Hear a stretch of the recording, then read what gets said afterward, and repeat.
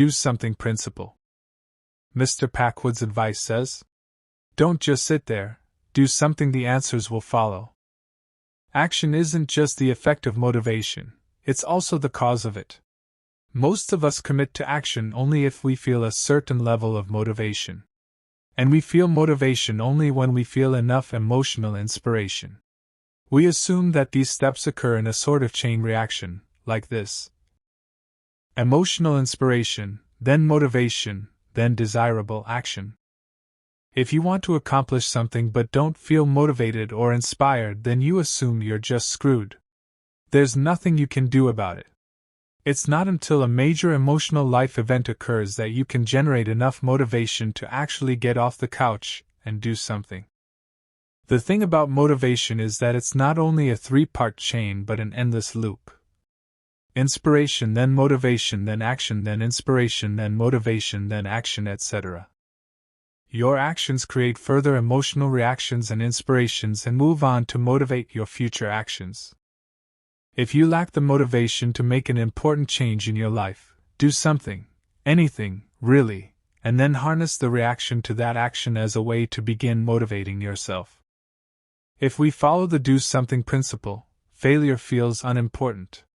When the standard of success becomes merely acting, when any result is regarded as progress and important, when inspiration is seen as a reward rather than a prerequisite, we propel ourselves ahead. We feel free to fail, and that failure moves us forward. The do something principle not only helps us overcome procrastination, but it's also the process by which we adopt new values. If you're in the midst of an existential shitstorm and everything feels meaningless, if all the ways you used to measure yourself have come up short, and you have no idea what's next, if you know that you've been hurting yourself chasing false dreams, or if you know that there's some better metric you should be measuring yourself with but you don't know how, the answer is the same: do something. That something can be the smallest viable action towards something else. It can be anything. Recognize that you've been an entitled prick in all of your relationships and want to start developing more compassion for others. Do something. Start simple. Make it a goal to listen to someone's problem and give some of your time to helping that person. Just do it once. Or promise yourself that you will assume that you are the root of your problems next time you get upset. Just try on the idea and see how it feels. That's often all that's necessary to get the snowball rolling, the action needed to inspire the motivation to keep going. You can become your own source of inspiration.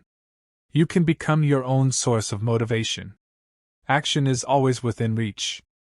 And with simply doing something as your only metric for success, well, then even failure pushes you forward.